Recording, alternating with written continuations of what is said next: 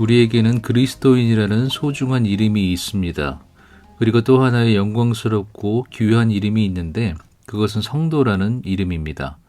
한자로는 성인 성자와 무리 도자를 써서 거룩한 무리라는 뜻인데 일반 사전에는 단순히 기독교 신자를 높여 이르는 말이라고 되어 있습니다. 하지만 이 이름은 우리에게 이것보다는 더 큰 의미가 있습니다. 성도라는 이름에는 하나님으로부터 부르심을 받고 그리스도로 인해 구원하심을 받아서 이제는 하나님의 나라를 상속받는 하나님께 속한 거룩한 무리, 거룩한 백성이라는 뜻이 있기 때문입니다. 성도는 성경을 통해 받은 유일한 복음인 그리스도 예수님의 복음과 하나님의 말씀인 성경을 제대로 배우고 그 내용과 본질, 핵심을 정확하게 이해하고 받은 그대로 온전하게 믿고 하나님의 말씀대로 살아가려고 최선을 다하고 애쓰는데 이것이 건강한 성도의 기본이라고 할 수 있습니다. 성경 대열의 문답과 소열의 문답은 사람의 첫째되고 제일 되는 목적이 하나님을 영화롭게 하는 것과 영원토록 하나님을 온전히 즐거워하는 것이라고 말합니다. 이같이 성도의 삶은 하나님을 경외하며 존귀히 여기고 그분의 뜻을 따르며 그분의 뜻을 이루어서 하나님께 영광을 돌리는 삶이고 하나님을 즐거워하는 복된 삶, 복 받은 자의 삶입니다. 그리고 이런 건강한 성도의 삶의 중심에는 당연히 복음이 있습니다. 복음은 하나뿐인 아들의 성육신과 십자가에서의 대속의 죽음과 부활을 통해서 하나님께서 자기의 백성을 살리신 것을 말합니다.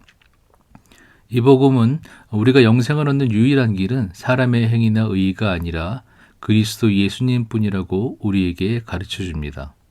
그렇기 때문에 그리스도의 복음은 성도들로 하여금 하나님을 경외하게 하고 존귀히 여기게 하며 성도들을 하나님 앞에서 겸손하게 하고 모든 것을 다해서 하나님을 사랑하게 합니다. 그리고 성도들은 하나님께 감사하고 순종하는 기쁜 마음으로 이 구원의 좋은 소식을 이웃에게 전하며 주와 선생 되신 예수님께서 그러셨던 것 같이 이웃에게 자비를 베풀고 그들을 사랑하기 위해서 노력을 합니다. 그러나 때로 사람들은 말씀이나 복음의 내용과 의미를 온전하게 파악하지 못하고 오해해서 이것을 잘못 사용합니다. 말씀이나 복음을 다른 사람을 시험하고 판단하고 정죄하려고 하거나 자신의 지식이나 행위나 의로움을 다른 사람 앞에서 드러내며 자신을 옳게 보이려고 사용하는 심각한 오류를 범하기도 합니다. 특히 하나님께 대해서 그리고 하나님 앞에서 이런 일을 행하는 것은 결코 건강한 성도의 태도와 삶이라고 할 수 없을 것입니다. 오늘 본문을 보면 예수님과 제자들이 하나님 나라의 복음을 선포하면서 맛본 승리를 함께 기뻐하며 하나님의 구원하심을 찬양하고 있을 때 율법교사 한 사람이 일어나서 예수께 나와서 무엇을 하여야 영생을 얻을 수 있을지 물었습니다. 이 율법교사와 예수님과의 대화 내용을 보면 이 율법교사는 몇 가지의 심각한 오해를 하고 잘못을 저지르고 있었습니다.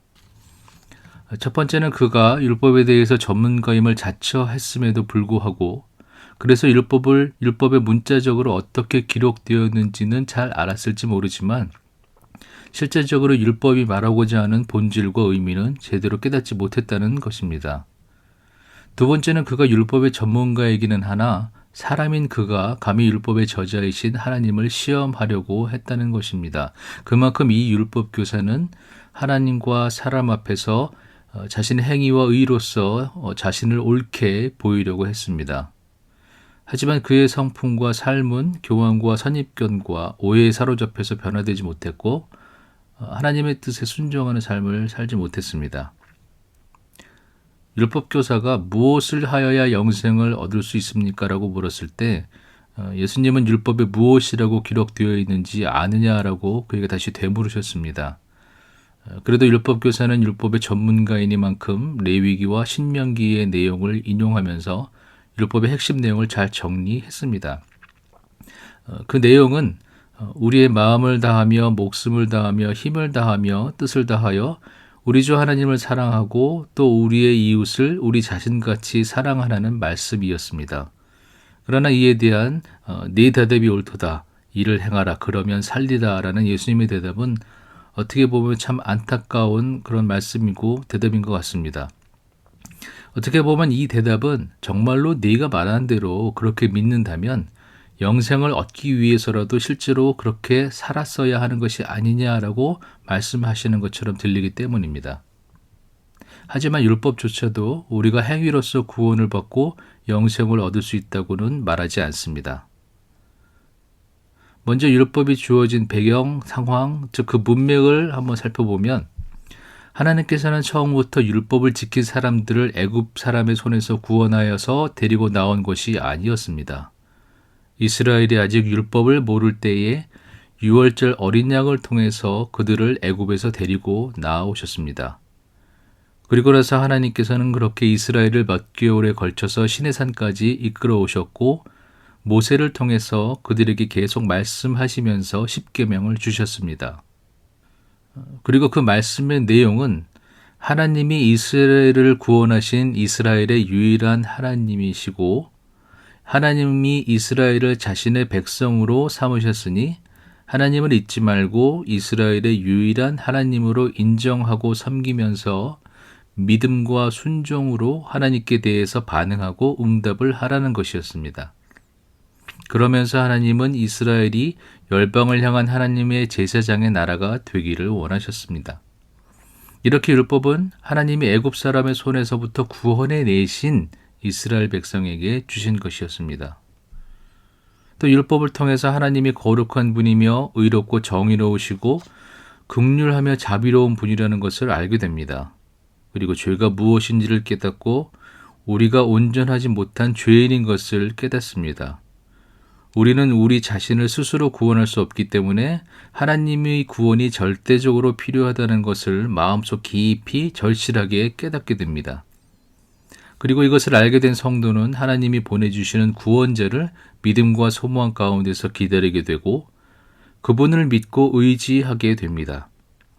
이것을 깨닫게 도와주는 것이 율법의 기능이기도 합니다. 이렇게 율법은 우리로 하여금 회개하게 하고 하나님께로 나올 수 있도록 도와주는 것이었습니다. 그렇기 때문에 율법 교사가 내가 무엇을 하여야 영생을 얻으리까? 라고 질문함으로써 영생을 얻는 방법이나 수단으로 자신이 율법을 지키는 행위나 율법을 지키는 의라고 주장한다고 하면 이것은 율법의 의미와 목적에 대해서 그리고 무엇보다도 하나님의 구원에 대해서 이 율법 교사가 심각하게 오해를 한 것입니다. 그리고 율법 교사는 아마도 자신이 율법을 잘 지켰기 때문에 자신이 이미 영생을 얻을 만한 충분한 행위를 했고 이러한 자신의 의의가 영생을 얻기에 부족하지 않다라고 착각했던 것 같습니다. 이 율법 교사가 자신이 예수님께 대답한 대로 율법이 가르치는 바가 우리의 마음을 다하며 목숨을 다하며 힘을 다하며 뜻을 다하여 주 우리 하나님을 사랑하고 또 우리 이웃을 우리 자신과 같이 사랑하라는 것으로 진심으로 믿었다면 예수님, 제가 사랑해야 하는 이웃이 누굽니까? 다른 사람들하고는 다르게 사랑해야 하는 이웃을 저는 이미 충분히 사랑하고 있기 때문에 제가 더 사랑해야 할 이웃은 이제는 없는 것 같습니다. 그만큼 저는 율법을 다 잘 지키고 있습니다. 그래서 제가 영생을 얻었습니다. 라는 그런 투로 말하기보다는 자신의 선입견과 교만을 버리고 하나님이 주신 율법에 따라서 자비와 사랑을 누구에게나 베푸는 그런 진정한 이웃이 되어야만 했던 것입니다. 그러나 율법교사는 그리고 이 율법교사로 대표되는 소위 율법을 좀 안다는 그런 유대인의 지식층과 기득권층은 자신의 의에 빠져 있었고 문자적으로 율법을 해석하고 장로들의 전통에만 집착하고 있어서 정작 자신의 도움이 필요한 사람들을 외면하고 그들에 대해서 긍휼한 마음도 가지지 않았고 심지어는 생명이 위태로운 사람, 하나님의 구원과 영생이 절실하게 필요한 사람들도 외면하고 모른 척 했습니다.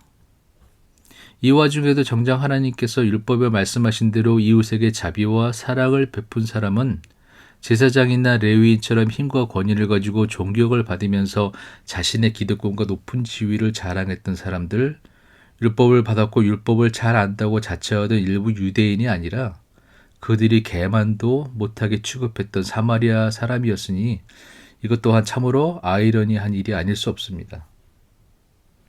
하나님의 말씀을 받고 그 말씀에 순종함으로써 하나님께 영광을 돌리며 하나님의 이름이 높아지게 해야 할 사람들이 오히려 더 하지 말아야 할 것을 하고 가지 말아야 할 길을 간 것입니다. 예수님의 물음에 자비를 베푼 사람이 진정한 이웃이라고 대답한 걸 보면 율법 교수도 아주 생각이 없는 사람은 아니었던 것 같습니다. 이 사람의 마음에도 찔림이 있었을지 모르겠습니다. 상식적으로 생각해 보더라도 진정한 이웃은 누군지도 모르는 사람에게 자비를 베푼 사마리아 사람이었습니다. 제사장도 아니었고 레위인도 아니었습니다.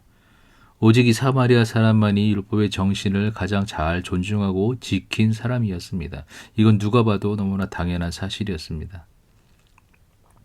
그렇게 율법의 전문가였던 율법 교사가 정말로 율법에 정통한 사람이었다면, 다시 말해서 율법의 의미와 율법을 주신 하나님의 마음이나 의도를 제대로 이해했었더라면, 그리고 예수님께서 그토록 선포하시고 가르치셨던 하나님 나라의 복음과 구원을 제대로 이해했었더라면 그도 사마리아 사람처럼 자비를 베푸는, 사랑을 베푸는 이웃이 됐을 것입니다. 만일 그렇게 됐었더라면 사람들로부터 하나님이 더 영광과 찬양을 받으시지 않았을까요? 하나님의 이름이 이 율법 교사로 인해서 더 높아지지 않았을까요? 바울은 우리가 아직 죄인 되었을 때에 그리스도께서 우리를 위하여 죽으심으로 하나님께서 우리에 대한 자기의 사랑을 확증하셨다라고 했습니다. 하나님은 아들이신 예수 그리스도를 통해서 이렇게 우리에게 큰 자비를 베풀어 주셨습니다.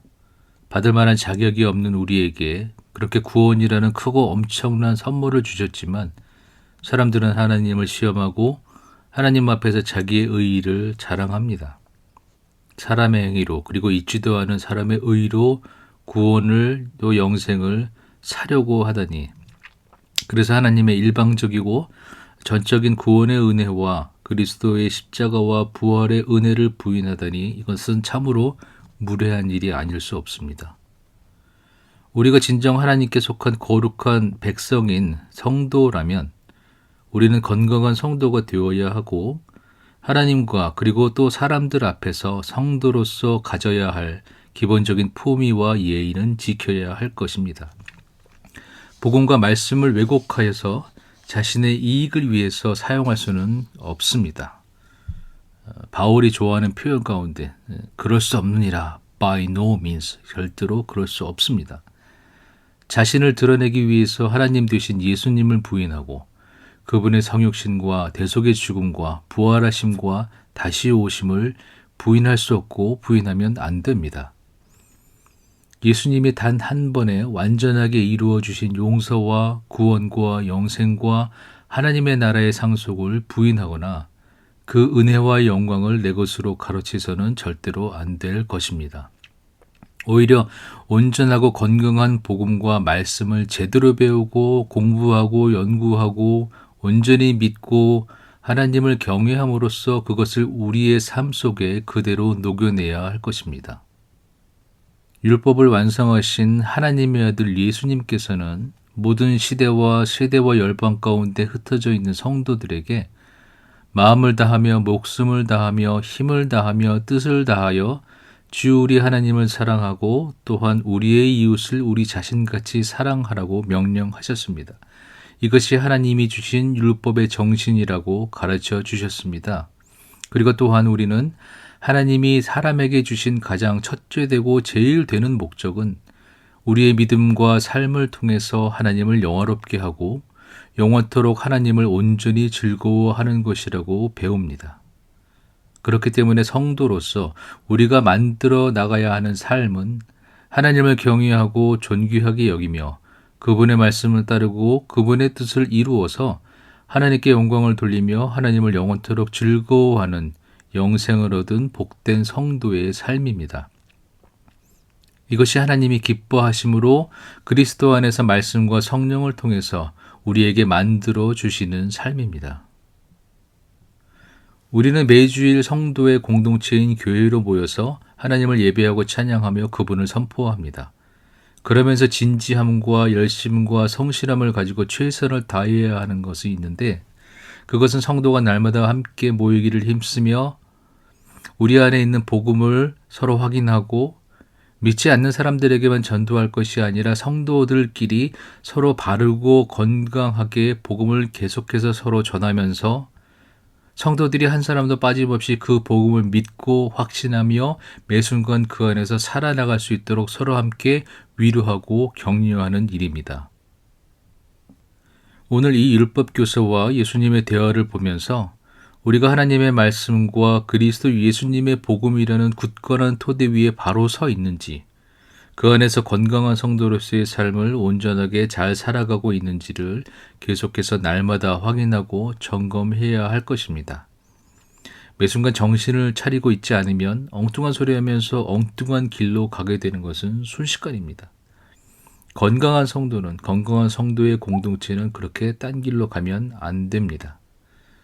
건강한 성도의 공동체인 교회는 어느 교회든지 올바르고 건강하게 해석되고 선포되는 하나님의 말씀과 복음 위에 서야 하고 날마다 그리스도 안에서 그리스도에게로 자라나가야 합니다. 구원을 받은 성도만이 영생을 얻을 수 있습니다. 그러나 이 영원한 생명은 우리가 율법을 다 지키거나 하나님을 사랑하거나 이웃을 사랑하거나 하는 등의 어떠한 사람의 행위로 얻을 수 있는 것이 아니라 하나님이 우리 안에 주신 믿음으로 말미암아 그리스도 예수의 이름을 믿는 믿음으로만 하나님께서 주시는 것입니다.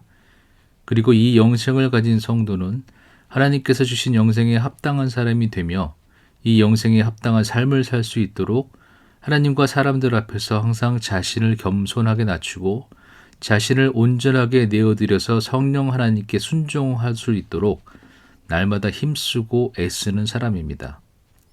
이는 사도 바울이 두려움과 떨림과 경외함으로 날마다 자신의 몸을 쳐서 복종하게 한다고 말했던 것과 같은 맥락일 것입니다.